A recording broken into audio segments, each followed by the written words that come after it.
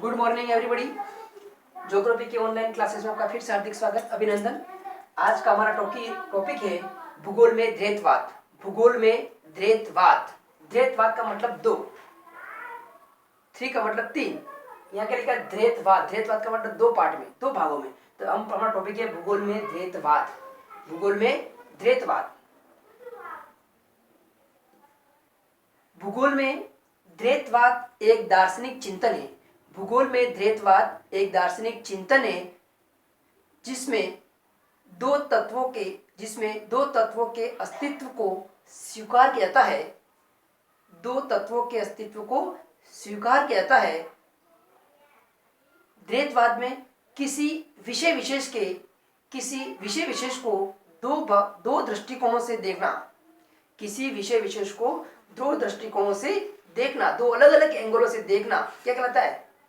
द्वैतवाद कहलाता है। तो किसी विषय विशेष को दो एंगलों से, दो दृष्टिकोणों से देखना द्वैतवाद कहलाता है।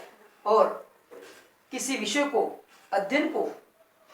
के अध्ययन को सुविधाजनक बनाने के लिए उसके दो अलग अलग भागों में, उसके दो अलग अलग पार्ट में बांट कर उसका अध्ययन करना क्या कहलाता है? द्वैतवाद कहलाता है। तो द्वैतवाद एक दार्शनिक चिंतन है।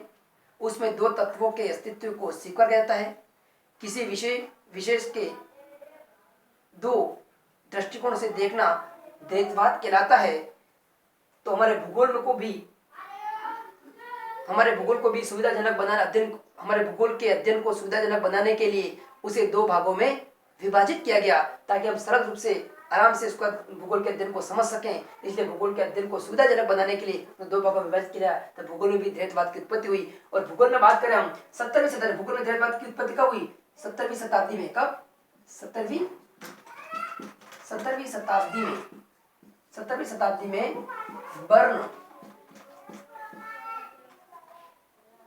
शताब्दी में बर्नहार्ड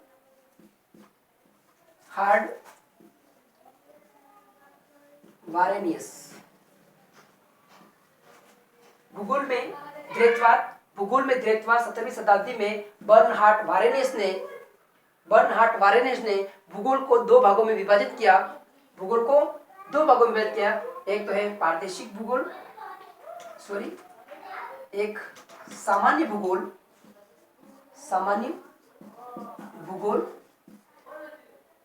और दूसरा वो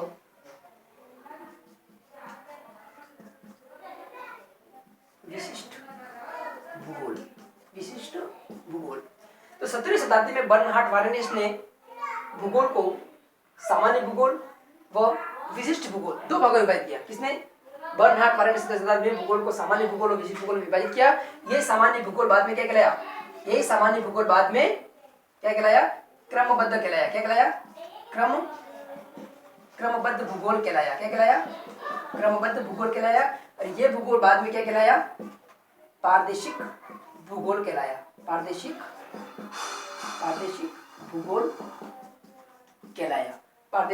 भूगोल कहलाया। तो 70वीं शताब्दी में बर्नहार्ड वारेनियस ने भूगोल को दो भागों में विभाजित किया, एक सामान्य भूगोल और दूसरा है विशिष्ट भूगोल। और बाद में यही सामान्य भूगोल क्रमबद्ध भूगोल कहलाया और ये विशिष्ट भूगोल बाद में प्रादेशिक भूगोल कहलाया। ये भूगोल में प्रारंभिक हमारा विभाजन था, ये द्वैतवाद का था। और ये बर्नहार्ड वारेनियस का ये विभाजन ही क्या कहलाया? द्वैतवाद कहलाया। कौन सा? सामान्य भूगोल और विशिष्ट भूगोल दो अलग अलग भागों में विभाजित किया। किसने? बर्नहार्ड वारेनियस। प्रारंभिक रूप से बाद में ये क्रमबद्ध भूगोल कहलाया और दूसरा प्रादेशिक भूगोल कहलाया। ये वारेनियस का ये विभाजन ही क्या कहलाया? द्वैतवाद कहलाया। तो हमारे भूगोल के अध्ययन को भी आप इसको नोट कर लीजिए, या स्क्रीनशॉट लीजिए। द्वैतवाद का मतलब हमारा होता है जैसे हमारे किसी विषय के अध्ययन को, विषय एक ही होता है, जैसे भूगोल एक ही विषय, लेकिन भूगोल के अध्ययन को सुविधाजनक बनाने के उसको अलग अलग पार्ट में बांट कर अध्ययन करना क्या होता है हमारे लिए? एक सुविधाजनक होता है। तो सुविधाजनक बनाने के लिए उसको क्या बनाया गया? द्वैतवाद की उत्पत्ति हुई। ये द्वैतवाद भूगोल में भी लागू हुआ। तो किसने लागू किया? बर्नहार्ड वारेनियस के द्वारा। तो द्वैतवाद जैसे भारत की बात करते हैं तो भारत में हमारा संघात्मक शासन व्यवस्था है। उसमें संघात्मक शासन व्यवस्था में एक तरफ तो दिल्ली में कौन सी है? केंद्र सरकार है। और राज्य में क्या है? स्टेट गवर्नमेंट है, राज्य सरकार है। एक तरफ केंद्र सरकार है, एक तरफ राज्य सरकार है। ये क्या रहती है? संघात्मक शासन व्यवस्था हमारी। एक तरफ कौन सी है? केंद्र सरकार, और दूसरी तरफ कौन सी है, स्टेट गवर्नमेंट, राज्य सरकार। ये दोनों क्या करती है, दो सरकार क्या बनाई है, ये हमारे किसी देश को चलाने के लिए, व्यवस्थित रूप से चलाने के लिए ये अलग अलग प्रकार क्या की व्यवस्था की गई है। ये क्या कहलाता है, द्वैतवादी कहलाते हैं। हमारी सरकार को व्यवस्थित चलाने के लिए दृढ़ हमारा सदन कैसा है, दृढ़। एक है लोकसभा और दूसरा है राज्यसभा। लोकसभा और राज्यसभा की सरकार को व्यवस्थित चलाने के लिए दो प्रकार सदन बनाए, एक तो है लोकसभा और दूसरा है राज्यसभा। ये अलग बात है, ये राजनीतिक पॉलिटिकल की बात है, लेकिन हम बात कर रहे हैं भूगोल की। तो भूगोल को भी, इस अध्ययन को भी सुविधाजनक बनाने के लिए भूगोल को दो भागों में विभाजित किया गया। एक तो है भौतिक भूगोल और दूसरा है मानव भूगोल। मैं इसको ऐसे मिटा देता हूं। तो भूगोल के अध्ययन को भी सुविधाजनक बनाने के लिए भूगोल के अध्ययन को सुविधाजनक बनाने के लिए भूगोल के अध्ययन को प्रारंभिक रूप में दो भागों में विभाजित किया। एक है भौतिक भूगोल बनाम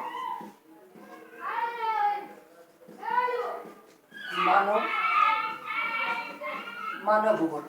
भौतिक भूगोल बनाम मानव भूगोल। दूसरा हमारा है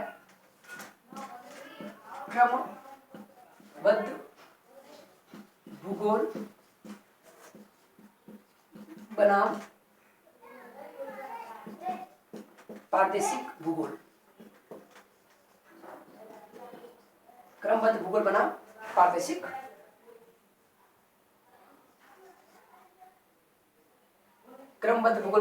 प्रादेशिक भूगोल। एक क्रमबद्ध और प्रादेशिक भूगोल अध्ययन हमारे भूगोल के अध्ययन की विद्या है। क्रमबद्ध और प्रादेशिक भूगोल के अध्ययन की क्या है, विद्या है। तो भूगोल को भूगोल के अध्ययन को सुविधाजनक बनाने के लिए भूगोल को प्रारंभिक रूप से दो भागों में बांटा गया। एक भौतिक भूगोल, दूसरा है मानव भूगोल। भौतिक भूगोल और मानव भूगोल मेन क्या है, भूगोल। तो भूगोल की दो प्रमुख शाखा है, मुख्य शाखा हमारी भौतिक भूगोल और मानव भूगोल। फिर इसके अंदर फिर अलग अलग इसकी उप शाखाएं भी है, भौतिक भूगोल शाखा भी है और मानव भूगोल की भी उप शाखा है। भौतिक भूगोल का मतलब भौतिक भूगोल में क्या आता है, जो फिजिकल है, जो प्राकृतिक है, जो प्रकृति की तरह रचित है, जो प्रकृति की तरह रचित है, जो ईश्वर के द्वारा हम कह सकते हैं यह प्रकृति द्वारा रचित घटना है, वो किसमें आती है, भौतिक भूगोल के द्वारा। जैसे पर्वत, पठार, मैदान, नदियां, जलवायु, सौरमंडल, समुद्र, जल, ये सब इसका अध्ययन किसमें होगा, भौतिक भूगोल में। इसके अंदर मानव का हस्तक्षेप नहीं होता है, इसमें प्रकृति होती है, इसमें प्रकृति ने इसका निर्माण किया है। जैसे प्रकृति ने जिसका निर्माण किया है वो इसका अध्ययन किसमें होगा, भौतिक भूगोल में होगा। जैसे पर्वत, पठार, मैदान, नदियां, ये सब किसमें आता है, भूगोल के अंतर्गत, भौतिक भूगोल के अंतर्गत इसका अध्ययन होता है। ये कहलाता है भौतिक भूगोल, फिजिकल ज्योग्राफी। भौतिक भूगोल कहलाता है इसका अध्ययन किसमें, इसमें प्रकृति द्वारा रचित जो क्रिया है, जो घटित घटना है, उसका अध्ययन किसमें होगा, भौतिक भूगोल में होगा। जैसे पर्वत, पठार, मैदान, नदियां, ये इसका अध्ययन किसमें होगा, भौतिक भूगोल में। और मानव भूगोल में किसमें होगा, जिसमें मानवीय क्रियाओं का हस्तक्षेप होता है, मानव ने इसका निर्माण किया है, जो मानव का इसमें रोल होता है वो कहलाता है मानव भूगोल। जिस भूगोल के अंदर मानव का रोल होता है और मानव उसको संपादित करता है और मानव इसमें हस्तक्षेप करता है वो कहलाता है मानव भूगोल। तो मानव भूगोल में जैसे मानव क्या करता है, अपनी दिनचर्या में मानव कृषि करता है, परिवहन, उद्योग धंधे, उन सब का अध्ययन किसमें होगा, मानव भूगोल में। सांस्कृतिक भूगोल, राजनीतिक भूगोल, इनका अध्ययन मानव भूगोल होता है। तो भौतिक भूगोल की अलग अलग शाखा है, कौन सी, समुद्र विज्ञान, जिसमें समुद्र का वर्णन हो समुद्र विज्ञान कहते हैं। खगोल विज्ञान, सौर परिवार का अध्ययन होता है तो खगोल विज्ञान। जलवायु विज्ञान, जिसमें जलवायु का अध्ययन होता है, जलवायु वर्णन होता है वो जलवायु भूगोल कहलाता है। हिमनद विज्ञान, जिसमें हिम का वर्णन होता है हिमनद विज्ञान कहलाता है। भू आकृति विज्ञान, जिसमें पर्वत, पठार, मैदानों का अध्ययन होता है भू आकृति विज्ञान, इसका अध्ययन इसमें होता है। जीव विज्ञान, जिसमें जीव जंतुओं का अध्ययन होता है वो जीव विज्ञान, ये भौतिक भूगोल की शाखा है। ये भौतिक भूगोल में जो भूगोल की फिजिकल है उसमें किसमें होगा, भौतिक भूगोल का अध्ययन इसमें होता है। और मानव भूगोल में जैसे कृषि भूगोल, कृषि कहाँ होती है, ये मानव भूगोल की शाखा है। कृषि भूगोल, कृषि का अध्ययन। संसाधन भूगोल, जैसे कोयला, लोहा वगैरह जो निकालते हैं, ये है प्रकृति लेकिन निकालता मानव, इसके तरफ अलग अलग धंधे चलते हैं। परिवहन भूगोल, ट्रांसपोर्ट, परिवहन का अध्ययन। राजनीतिक भूगोल इसके अंदर होता है। सांस्कृतिक भूगोल का अध्ययन इसके अंतर्गत होता है। ये सब होता है वो किसमें, मानव भूगोल और भौतिक भूगोल। तो भौतिक भूगोल बनाम मानव भूगोल, आप इसको विस्तार पूर्वक आराम से इसको लिख सकते हैं। आपको मैंने पीडीएफ भी उपलब्ध करवाई है, इसके माध्यम से लिखते मैं शॉर्ट में आपको बता दिया भौतिक भूगोल बनाम मानव भूगोल। ये क्या हो गया, द्वैतवाद, एक भौतिक भूगोल दूसरा मानव भूगोल, दो भागों में बांट गया अध्ययन की सुविधा के लिए। मेन चीज क्या है, भूगोल। तो भूगोल को भौतिक भूगोल, दूसरा किसमें बढ़ा दिया, मानव भूगोल, दो मुख्य शाखाएं। ये क्या कहलाया, द्वैतवाद कहलाया। दूसरा हमारा क्रमबद्ध भूगोल बनाम पारदेशिक भूगोल। क्रमबद्ध भूगोल बनाम पारदेशिक भूगोल, किसी भूगोल के किसी अध्ययन विषय वस्तु को क्या करते हैं हम, क्रमबद्ध रूप में क्या करते हैं, क्रमबद्ध रूप में अध्ययन करते हैं, क्या कहलाता है, क्रमबद्ध भूगोल कहलाता है। क्रमबद्ध में किसी जो पृथ्वी है उसकी पूरे क्षेत्र को क्या करते हैं, कई क्षेत्र मानकर उसका अध्ययन करते हैं, क्रमबद्ध भूगोल कहते हैं। हम किसी के ऐसे क्या करते हैं, क्रमबद्ध का मतलब क्रम से अध्ययन करना। अभी हम पर्वत पढ़ रहे हैं, पर्वत को छोड़कर डायरेक्ट कहां चले गए, सौरमंडल चले गए, सौरमंडल के निकल के डायरेक्ट समुद्र में चले गए, ये क्रमबद्ध नहीं है। क्रम से उसका अध्ययन करना।